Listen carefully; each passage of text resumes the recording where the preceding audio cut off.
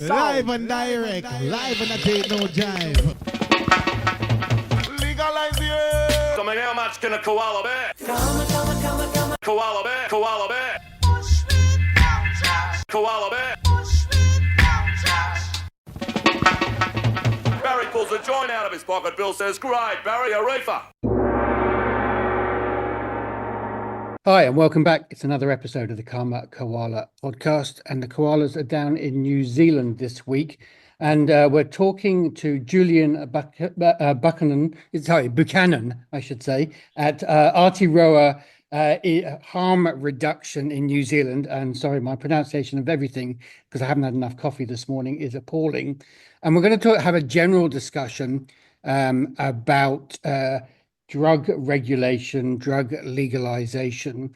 This organization hasn't been around that long in New Zealand and is just talking about regulating drugs across the board, something personally that I agree with. It's pointless just saying pick and choose. Julian, welcome to the show. Firstly, thank you for being on. And secondly, do you want to give us, to start, just a little bit of your background and where you come from? And I know you're from Liverpool, so how did you end up in New Zealand? Sure, yeah, I'll explain some of those things. Thanks very much for the invite. It's much appreciated. And I'm here as one of the founder members of Harm Reduction Coalition Aotearoa. Aotearoa, there you go. So it just rolls off your tongue like velvety chocolate. I might well say it wrong myself, to be honest. I'm still learning lots of Maori words myself, so we're in the same boat. Yeah, look, I was born and brought up in Liverpool in a really poor working class area of Anfield, just lived opposite the COP, the famous LFC football ground. Who had their worst match of the week of the season. Yeah, my wife and I, Jill and I, we watch every single game live here in New Zealand at 3 a.m. and 4 a.m. That one was was on a reasonable time. We watched it. Yeah, they got beat by PSG. Very sad. I won't waste any more time on that though. Yeah, just about my journey was basically coming from poverty, being the son of an Irish immigrant who was a socialist, who was very strong in the trade union movement, and being very much aware of, in the 60s and 70s in Liverpool anyway, of no blacks, no Irish for jobs and for accommodation. So I had a strong sense of understanding of discrimination, both in terms of the Irish dimension, but also in terms of classism, living in a very poor part of Liverpool. And my dad died at 12 and there was one of 5 kids. So I was born and brought up in poverty with a serious sort of struggle of basic stuff to do with like clothing and food and stuff. That was, I give that background because I think that shaped my entire outlook on life. And I think it shaped my motivation towards wanting change and a better deal for people. I couldn't cope with education for various reasons and didn't do so well. I ended up as a clerical officer in 74 and wanted to be a social worker. So I was working in social services. I left that job after I got lots of different sort of day release qualifications. I was a middle manager at the time in the social work department, managing all the admin. And eventually I ended up as qualifying at Liverpool University as a probation officer, because that was a social work qualification back then.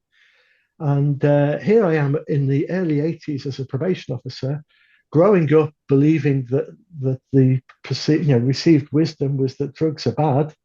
And I'm suddenly surrounded with this probation caseload of largely young people in Bootle in North Liverpool who are all on heroin all of a sudden in the early 80s. This is in the backcloth of Thatcherism, which was... Well, look, I come from a nice middle-class southern background, and heroin was just as rife, I can assure you, in London and Brighton as it was up there. Yeah. And, the deprivations weren't to the same extent. Well, actually... that's probably not true for either. It's probably not true for either of those places. Actually, because of my background, I didn't. But it was everywhere, and that sort of informed how I've felt about drugs as well. Yeah, it became everywhere, didn't it? I think initially it was largely in the inner city areas, but it did become everywhere, and it's never changed. No, So in the 60s, it was largely associated with student populations and middle class people. But in the early 80s, working class people really got off their heads on heroin, particularly. So there was a perceived, heroin epidemic. But that then also coincided with AIDS and a big fear about AIDS. And so we needed to try to find solutions to those problems. So I was appointed a drug specialist because I started to doing a lot of work with the heroin users in Bootle.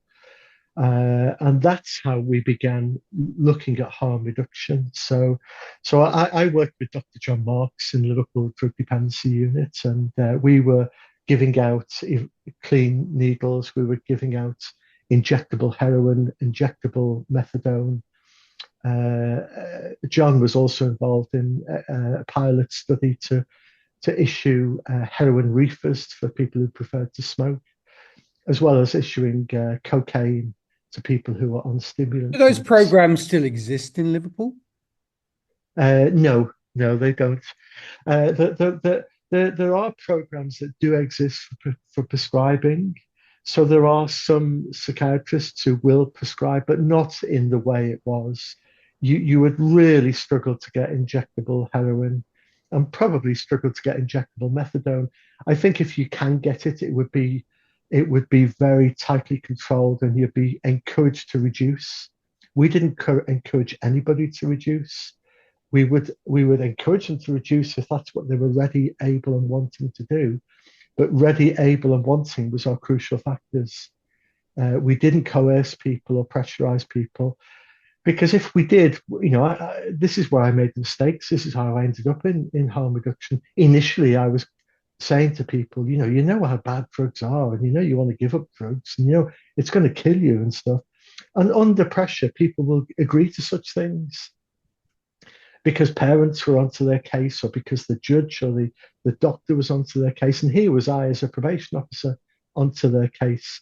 And if you're a prescriber sort of threatening to reduce people or whatever, or cut them off, they're going to go along with what you say. And part of the problem with having a struggle with any form of addiction or any drug is that you will end up being coerced and wanting to please people, because otherwise you get isolated. And exactly. You don't tell them what they want to hear, you're not going to get what you want. It's that simple, isn't it? Exactly. So the antennae of the people I worked with were very tuned in to giving you what you want to hear. So a big part of our work was breaking down those barriers and saying, look, we all use drugs, and it's okay with me if you want to carry on using drugs. I'm not here to tell you to give up drugs. I'm here to understand what your situation is and what is it you want to do. And that was how we approached it. And that was very liberating for people. And actually, when I did this we formed this assessment program, and we sat down, made a coffee, and we interviewed people for the first time and said, look, we want to understand where you're at.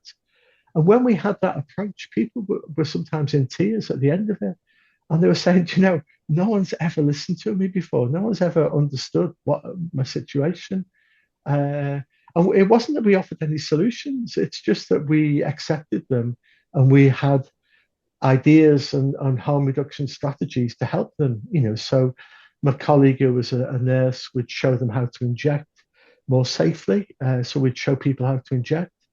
And if it is, say, a woman who was injecting in her groin to avoid people seeing any track marks, they would show them how to inject in the groin safely. It's not recommended. It's a bad practice. But if you've reached that point and that's what you're going to do, what our view was, we work with it's health-based, keep people safe, and then that gives them time to think about what they're doing. Totally. And it's health-based, but it's also social-based and psychological-based. So there is a notion where harm reduction was largely health-based, but we understood it to be much more around risk reduction. And harm reduction shouldn't be about the medical profession. Harm reduction should be about reducing the harm in terms of the relationship with your partner, or with your kids, or helping you to feel more self-esteem because you're feeling completely shitty all the time because of the way people are treating you. So harm reduction is about a holistic approach, really. So what So got look, you? So what got you from there to New Zealand? yeah, that's. I guess there's a long journey through that. I'll race through it very quickly. Is I moved into academia because I loved writing and I loved doing the research. I love the critical analysis. I love breaking new ground. So I moved into academia and did a master's. Eventually got my PhD via research and publication. So I became in academia. I also majored in drug policy. So I've done lots of research around drug use, and all my research is qualitative research. So it's very similar to my practice, which was listening to people, understanding where they're at, and understanding the world from their eyes. So that's crucial, I think. So hey, look, I just ended up in New Zealand because my wife and I fancied the change, and we were pretty fed up with the way in which the political situation was in the UK. We had got out of the poverty and the bleakness of our own poverty growing up as kids because we were lived in the same neighbourhood, and so we've been together since '76, I think it was, that we first met, and yeah. So we felt like I couldn't cope with retiring and being stuck in the UK because of the political situation. Because really, I spent all my life almost inheriting my dad's desire to see a socialist country. And I lived through Thatcher, then I lived through Tony Blair. Then I felt like my head's bleeding. I left at Thatcher. I happened to be around for Tony Blair, and I was so depressed within 12 months I was out again. Yeah. So we came really for a better lifestyle and a better work-life balance. And I came on to New Zealand on the back of the New Zealand Law Commission report, which spent 3 years reviewing the Misuse of Drugs Act. And that was released in 2011. And I arrived here in 2011, hoping and imagining I'm on the cusp of a wave because a major report by the, very conservative group of people with a small c had recommended that New Zealand should rescind the Misuse of Drugs Act. So I was thinking, wow, this is wonderful. And they said that social dealing should never be result in prison sentences and stuff. So it was quite exciting when I came, really. Yeah. So I mean, let's sort of fast forward to now and have a look at New Zealand now. And I sort of came across you guys because you had the referendum on cannabis that failed a few years back, and I'm noticing that New Zealand is sort of experiencing a number of problems on a number of fronts with regards to drug use. There seems to be a rise in enforcement, a rise in like all over the world, the international drug trade has just become so efficient. If it's reached New Zealand, it's reached everywhere, I suppose, is one of the better ways to look at it. On the ground, how are you seeing the changes in the last 10 years you've been there, and the problems? Have they stayed the same, or are things getting worse in terms of there's a larger black market, but there's a sort of new conservative turn in New Zealand that suggests that law and order once again becomes the answer to managing the issues of drugs? Yeah. New Zealand is interesting. I suppose I'd rather keep our conversations confined to the drug policy in relation to the neoliberal politics and the right wing shift, because there's obviously a much bigger picture of a right wing shift. And if you keep it to drug policy, then New Zealand has never really been liberal. So we have a persona because women fought for the vote long before any other country, because the country fought for sex rights The country fought for sex worker rights and stuff. The country approved gay marriage. So we have these very progressive and important social changes. But when you look at drug law, we haven't changed much whatsoever. So we were very progressive in, I think it might be 25 years ago now. I'm not sure the exact time, but we were the first country, as I understand it, in the world to roll out a national needle exchange. So that would have been round about the mid 80s, I think. So that's fantastic, amazing. What's happened since then in drug policy? What's progressively happened to show that we are progressive since then? The only thing that's happened since then really is the drug checking, and drug checking is an amazing progressive thing that's been achieved. So we've now got law that makes drug checking legal and is funded by the government in part. And drug checking means, Fantastic. are we talking about pill testing and those sorts of things? Pill testing, yeah. Not drug testing. We're talking about pill checking, but we say drug because it's not just pills; it's any substance. But however it is, yeah. And So, how does that operate in New Zealand? Is it only at events, or is there specific places you can go to at any time to have your drugs checked? It used to be largely at events because and now it is at specific places. So we've got, it's rolling out more and more at specific places. But the point I wanted to say about our progressive change is that the needle exchange and the drug checking didn't come because the government realized it needs to do something. They both came about because of a grassroots upward activism, and that's how we've had change. So the people who were advocating and pushing for needle exchanges eventually got their way, and the people who were at festivals who rolled out drug checking, regardless of whether it was legal or not. So that's how it started about, through activism. So if we knock on the door of government and ask for changes, there isn't anything that's really come about. It really comes about by doing things and pushing from the grassroots. That's, with regard to pill testing, etc., that's really the same approach in the UK, isn't it? Yes, certain venues Fiona Measham and certain festivals just do it, and then the local police, depending on what their attitude is at any given time, will, because I've been watching recently the ongoing idiocy in New South Wales about the pill testing, and they actually eventually, you can't do anything in New South Wales because essentially it's a police state, but I mean they eventually got round to allowing pill testing in a festival. So the first thing the police did was turn up with lots of dogs to make sure that everybody would be checked before they went in. And then there's some feel good press releases from the government afterwards about the 75 people out of 15,000 who actually got their pills checked. Is the approach in New Zealand now, those in power have had to accept it? Do they fight it, or are they confident, or do they just let people do it and manage it, and then obviously are waiting for people to make a mistake so they can then use that politically?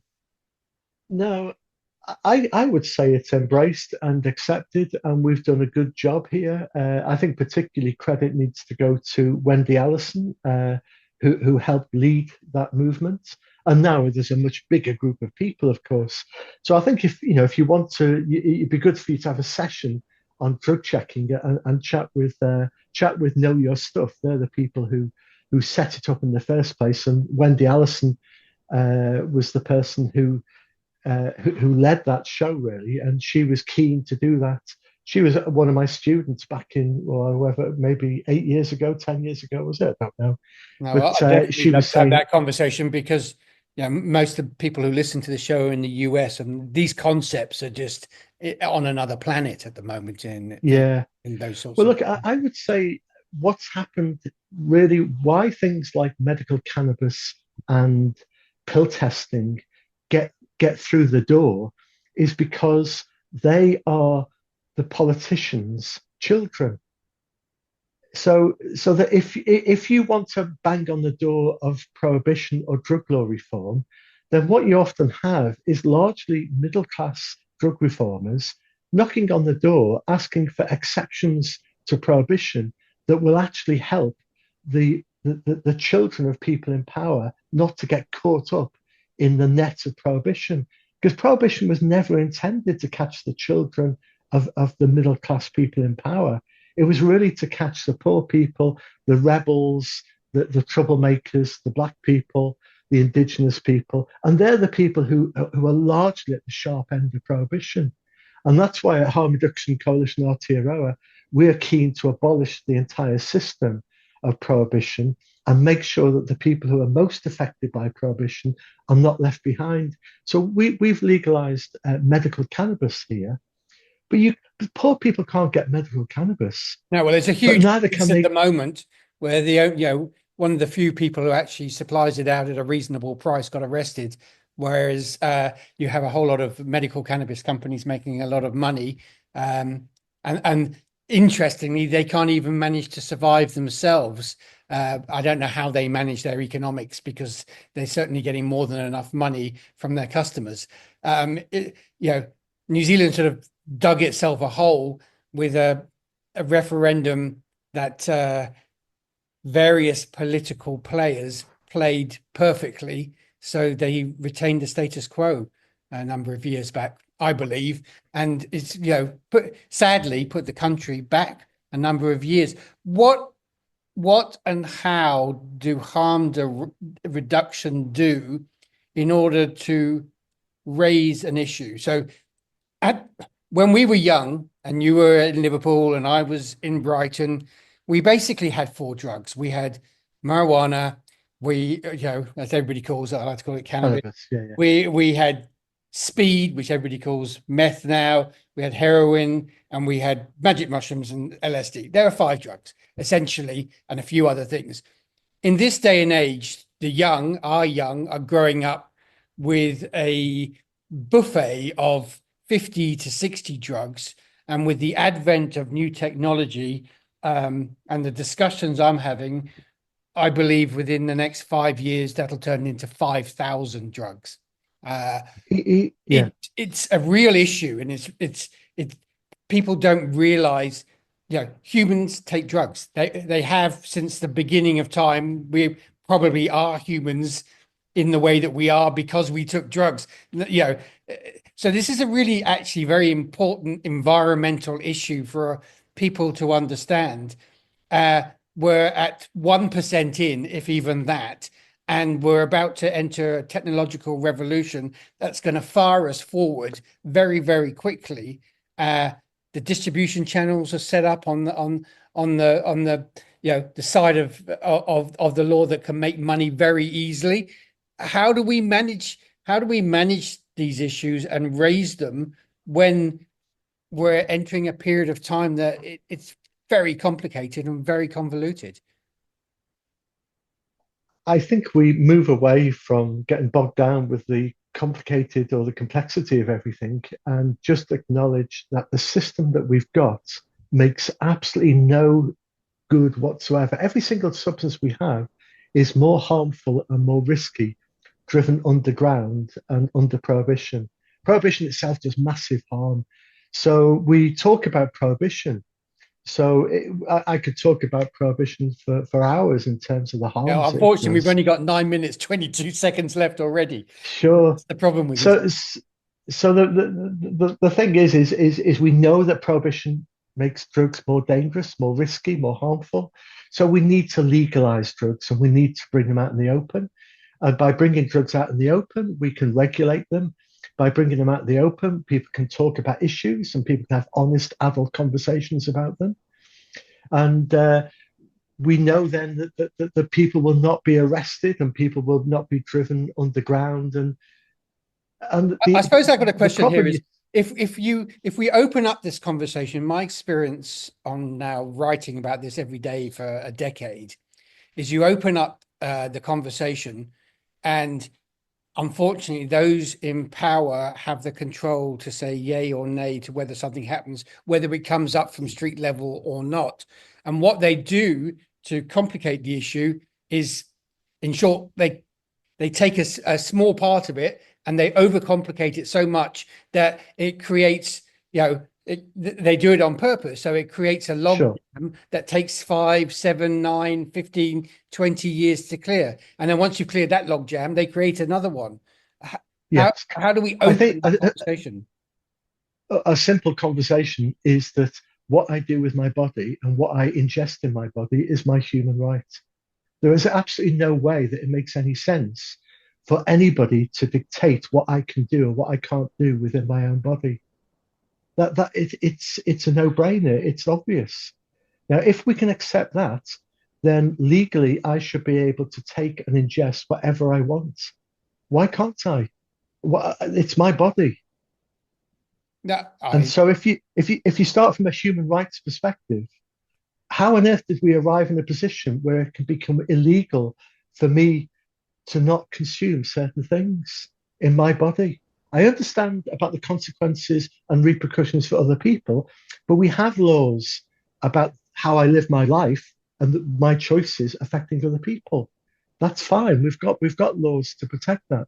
But what I choose to ingest and what I choose to do in my life with my own self is up to me. So that's one way of entering this debate. The other one is that our existing system is doing so much devastation and harm, it needs to be scrapped. It's an atrocity. So we've got a really good argument to scrap the existing system. So then we've got a good argument to revisit with a blank piece of paper and say, what should it now look like? And we look for evidence, we look for science, we look at experience, and we draw on those things. And we've legalized the most dangerous drug anyway, which is alcohol. So we've got this lived experience of living with the most risky drug on earth, alcohol. And if we can live with alcohol, then I'm damn sure that we can live with all the other drugs. But we can manage the system an awful lot better if we base it on science, evidence, and experience. And do you think in a fairly liberal country like New Zealand that conversation is beginning to happen? I think that conversation is beginning to happen worldwide, to be honest. I think there's more and more people that realize. I was only talking to Pat O'Hare, who was one of my colleagues over in Liverpool, who helped set up the International Harm Reduction Association. And he was saying, I was talking to a taxi driver in Liverpool the other day, he said, and sometimes I don't talk to them. I don't tell him what but I did. And he said, you know what, mate? I'd legalize all drugs. And people are open much more to this conversation about the system we've got now is completely screwed. It's great to see Duterte, the ex-president of the Philippines, being arrested for drug crimes. I think we can reach a tipping point, and I think tipping points can happen very quickly. And we've seen it in other things. We saw it with the breakdown of the Iron Curtain, with the breakdown of the apartheid system in South Africa. We've seen lots of tipping points in the world, and I think we can reach a tipping point. But the thing is we need to talk to the people around us and not be wasting our breath with the people who fiercely oppose us. Yeah, and the people in power have got vested interest. So it's been foolish to just speak to the people who've got vested interest. Well, Julian, I'm sorry, we're already out of time. Both would probably bore everybody else to death for at least another 7 hours on this topic. But it is a very important topic because, we don't even, in all